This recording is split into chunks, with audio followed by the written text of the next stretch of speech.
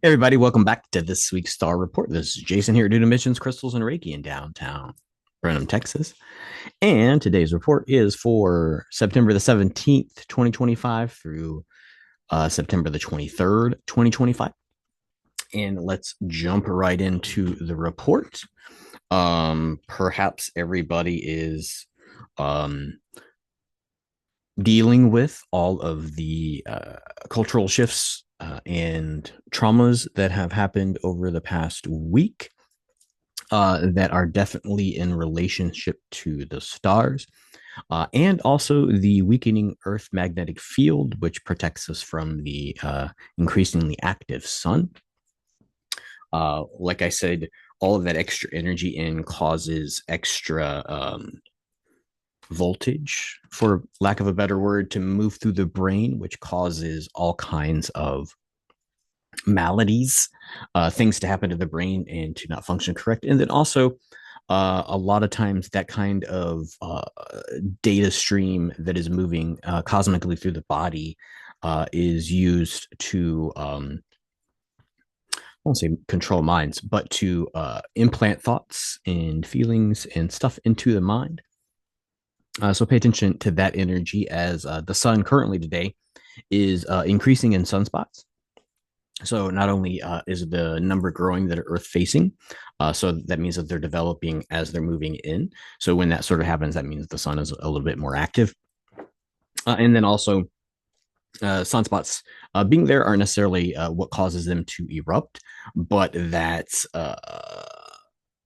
activity when it becomes complex, when the sunspots start to have a positive negative charge to them, then that's what allows them to snap off and give us what we call the CME, a coronal mass ejection. And so pay attention this week as the likelihood of eruption is higher. By the end of the week, there will be a coronal hole that'll be Earth facing. The plasma stream that comes out of that will be following probably early next week. I would say probably Monday, Tuesday. It could be Wednesday, Thursday. Maybe I'll be talking about it in next week's report. Um, but that highly active sun, along with the shifting poles, which is what causes the electromagnetic field and protection of the Earth to be lower, is continuing to increase and will probably continue to weaken up until probably 2040. So pay attention to that sort of a timeline of intensity. We are currently in the zodiac of Virgo, which is our solar plexus, and a lot of the things that happened over the week might be sending a lot of energy there, right? Anger, control, frustration. Um, the idea of the sun, which is within us, which is why it's called solar plexus, uh, controls all of our nerve endings and our organs and stuff like that. It's our inner sun, right? So sometimes uh, that energy in that location will be used to guide us and sort of keep us on the, I'll say straight and narrow, but keep us on our pathways, right? And so when that sort of gets triggered, right, it starts to rearrange how we see the world and how we believe we're functioning in the world. Um, Not necessarily your fight or flight, but definitely the energy which would be needed to react when the rest of that is triggered in the body would definitely be it. So if you're having some stomach issues this week, that is probably why. We are currently in one, two, three, four, five retrogrades. Pluto is in retrograde until next month. And Pluto is really about inner discovery, integrating those discoveries, right? And so Pluto being the farthest off planet really sort of corresponds to the innermost depths of the mind, the soul. And so when Pluto's in retrograde, we're really discovering what the nature of us is. And so that energy is going on right now too. And then Neptune is in retrograde, and Neptune is really the idea when it's in retrograde. Neptune it is sort of associated with spirituality, nice blue planet, and that spirituality is really about how do we not only do we integrate what we discover in Pluto, but we sort of walk and act in the spiritual way, walk our spiritual talk. and that's going to be in retrograde until December. So just sort of see the arc of how that's sort of going. And a lot of time retrogrades are about resetting and realigning that, or reaffirming stuff like that. A lot of times when you get into planning stuff for, like, I remember this in the church, like, hey, what things are working, what things are not working, right? So these are the sort of times when we're in retrograde, we're like, well, how am I walking my spiritual talk now? And are there better ways to do it? Always in the back of the mind of people on the internet is, how do you monetize that? But maybe think about how can you do it right, and then maybe the monetization will come later. Or maybe you'll be so abundantly energetic that it will magnetize to you. So take that for what you will. Those of you who are into manifesting, we're also in Saturn retrograde till November the 27th. And Saturn is really about rules and responsibilities. And so this is where your habits sort of pay off, where you're discovering if some of your habits aren't paying off, but also the time when you've been doing the work, right? So this is not to say that nobody's doing accountability, but this is sort of if you've been accountable to yourself. When Saturn goes retrograde, sometimes recognition comes in, where people sort of recognize your hard work or notice that you've changed. And so pay attention to that energy. Chiron's still in retrograde. It'll be in retrograde till January 3rd of 2026. And Chiron is really about healing our limitations, right? And this is sort of like self limitations, right?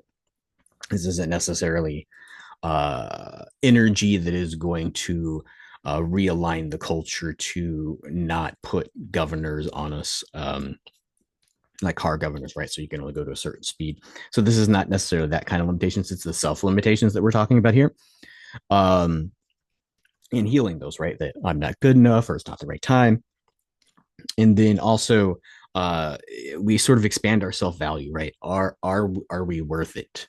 But not necessarily are we worth blah blah blah blah blah, but do we value ourselves? Like you can think you're worth it, but do not value yourself, right? You're worth it, but blah blah blah blah blah. This is really sort of realigning the blah blah blah blah blah to be more in line with, yes, you are worth it, and so you value yourself.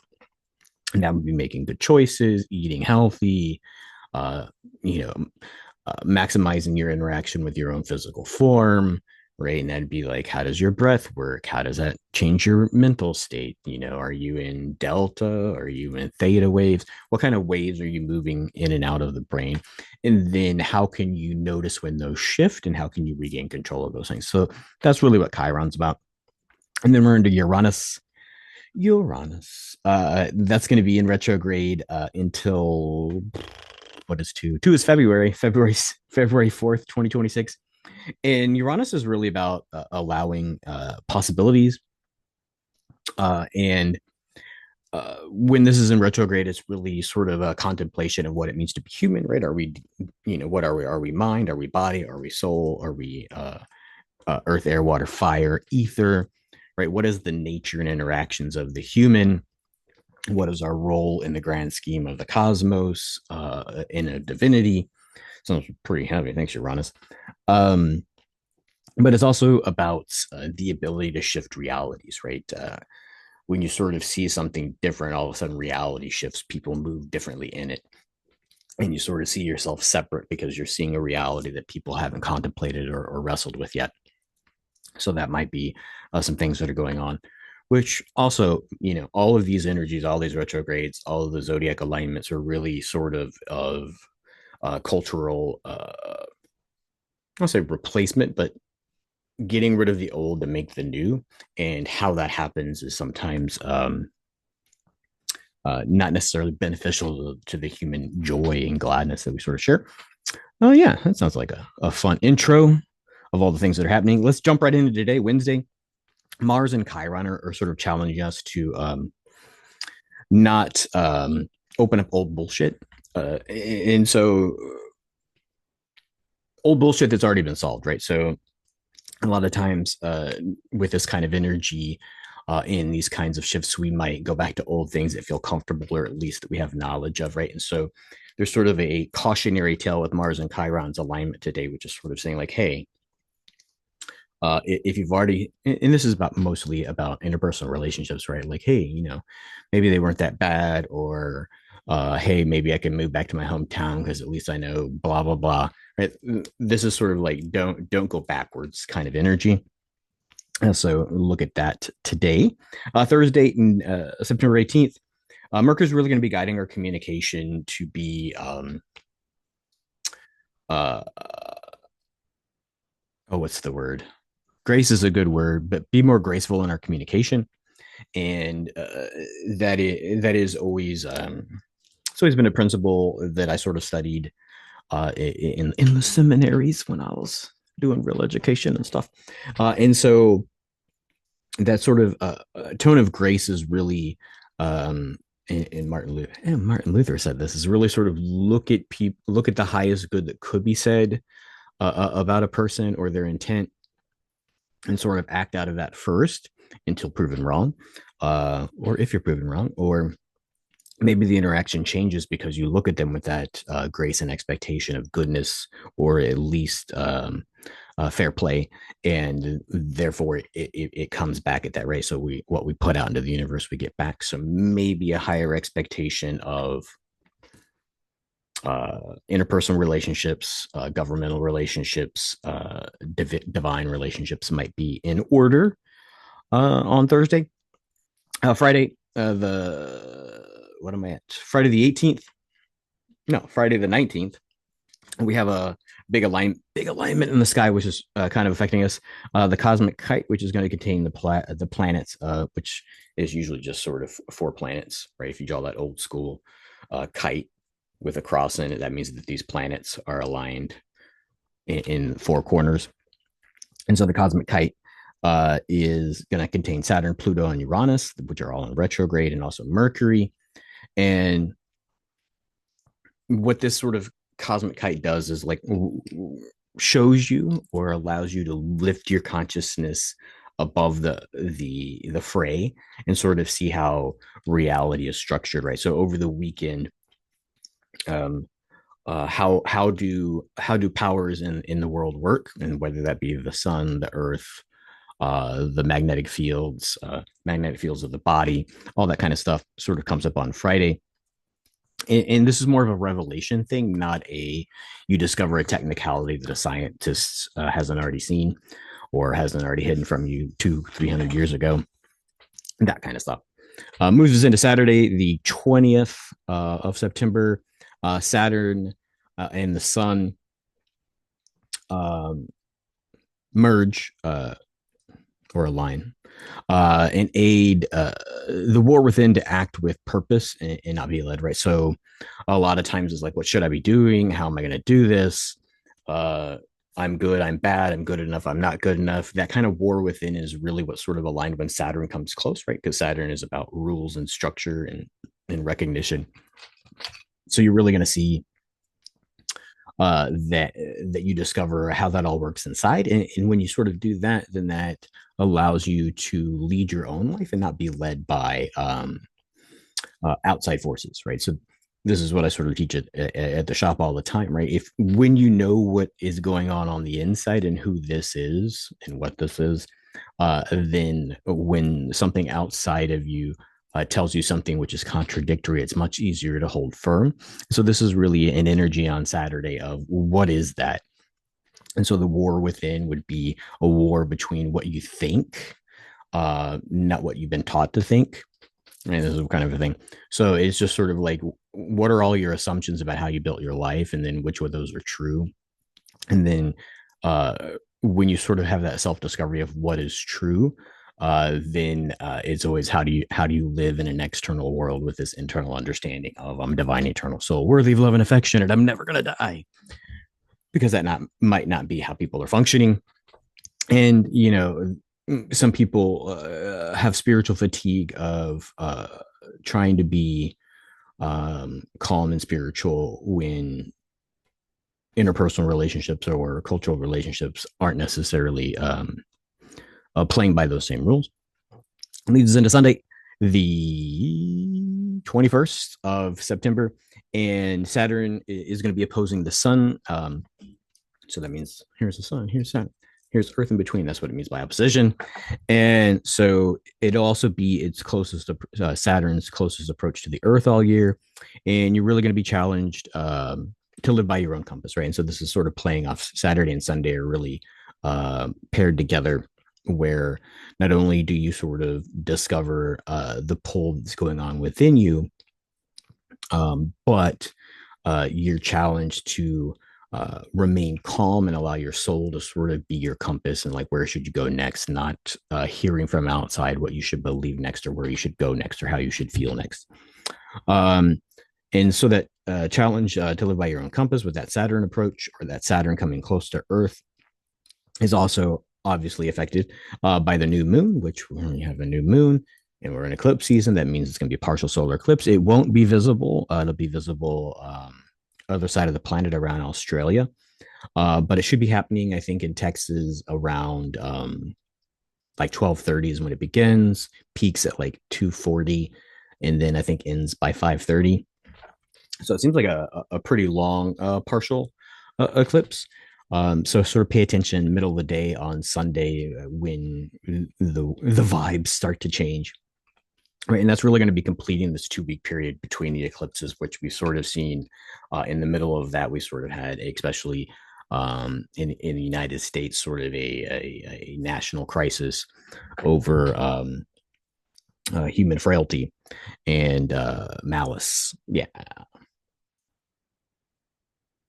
Yeah, and so that solar eclipse, when it sort of happens, is really going to sort of trigger a soul rebalancing. Or maybe a soul realignment with the body. And so, sort of the way you understand, if you're not spiritually skilled at talking to things outside the physical form, the body is going to be able to know the messages, right? And so, the body knows the soul's path, and because the soul's talking to the body, so you can really sort of trust the feelings of the body, right? This would be a really gut check things, or like what's true, where should I go, how should I act. And then sometimes this is just sort of putting yourself in a bubble, and despite what might be going on there, or stop paying attention to what's going on out there, and you'll really start to see a lot clearer. That's the weekend. Oh, that sounds like a fun weekend. Can't wait. Monday, the 22nd of September, equinox is here. That'd be the fall equinox, in case you're wondering. Really release struggle, right? Just let go. So what it sort of feels like over the last 2 weeks during this eclipse season is that we've been swimming against the riptide, right? It seems like effort, and we're being pulled farther and farther away from the goal, right? This is really sort of relax, release, sort of let the flow sort of move you to a place where it's not as strong, and or this could even be relax into the rapids and get down to the calm water. Is what sort of would be a good idea on Monday during the equinox. The world's going to feel different, right? So this is post eclipse season. So a lot of times this is sort of a feeling of deja vu, but it's not a recognition of something that's repeated. It's sort of, it feels like this place is here, but it doesn't feel like it where it was yesterday kind of energy on Monday, which leads us into Tuesday, final day of the report. It seems like a heavy report. It seems just like a heavy 2 weeks, right? Tuesday, the 23rd, we'll have moved. So it sort of starts on Monday, but we'll have fully moved into Libra on the 23rd, Tuesday. And so when we move into Libra, alchemically, the physical interaction with that zodiac sign is really going to be around our adrenals, right? So we all know what the adrenals do, right? But a lot of us that are on stress level of this are involved in this or that conversations in the external world, sort of get adrenal fatigue. So sort of look for Libra to find a rest and respite from that. Is also your kidneys and bladder. So you could, as we move into that, deal with not kidney issues per se, but extra urination, right? Because those areas of the body are going to be vibrating, and vibration is more current, and more current produces more liquid, all the fun stuff. Yeah, so pay attention to that. And then we enter the 2 week post eclipse season, right, where we're really kind of Wow, that was a shit show. What is this reality that we've sort of walked into on Monday with that equinox and the 2 week period to sort of see how that sort of goes. So it seems like the intensity seems to be here. It's probably going to stay there with all the cosmic change that's going on and what that triggers in the human brain. And that's why the focus for those of you who listen and those of you who are interested it is really how do you manage this node, right? So if everything is an electrical current or a spiritual current and it moves through you, uh, mind what you plug into, but then also see how this is functioning, right? Where are the resistances? Where are the currents moving, right?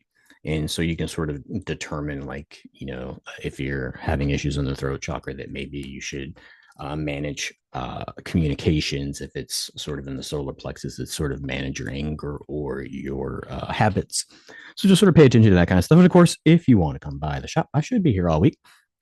In case you're wondering where I went last week, I took a last minute trip to the Denver Gem and Mineral Show to sort of see if I could find any stuff. It was the last part of the show, so there was two issues, smaller show, uh, less stuff there, and since it was towards the end, that less stuff was even less stuff by the time I got there, and uh, just talking to my regular vendors, it was in general a lower show attendance wise and spending wise because the economy and just the nature of the sort the sort of business. Excuse me. And so that sort of business is really um, the crystal business, and a lot of this is most of the crystals. There's a lot of crystals that come from America, but a lot of the crystals are imported. So therefore, prices have gone up. So sales have remained flat or gone down, and the prices of those have gone up. Therefore, there were less people that made it to the show to sell crystals, and there were less people there buying crystals, and then there were less crystals there to buy. All kinds of things. But I did manage to get some stuff. So I'll get that out over the next week or so if you want to come by the shop and see if I got anything fancy for you. And let's see what else is going on. I think that's everything. Why I was gone last week. Planet is, I won't say a shit show because the planet's doing what the planet does, right? And the more we become aware of how we're interacting with that and the pitfalls of trigger points, I think we can ride the wave, let go and flow, and sort of see where this goes, right? As long as we're maintaining our own divinity, working through our own issues, and then also the rest of it's going to solve itself. We'll find ways to solve whatever it is that we might think is going on. Yeah, good times. So yeah, that's the report for this week. Until next week, everybody. I think that's all my notes. That's all my notes. I'm gonna find a little button and I'm gonna let y'all go. Oh, look, I got this done before the shop opens. Yeah. Many blessings.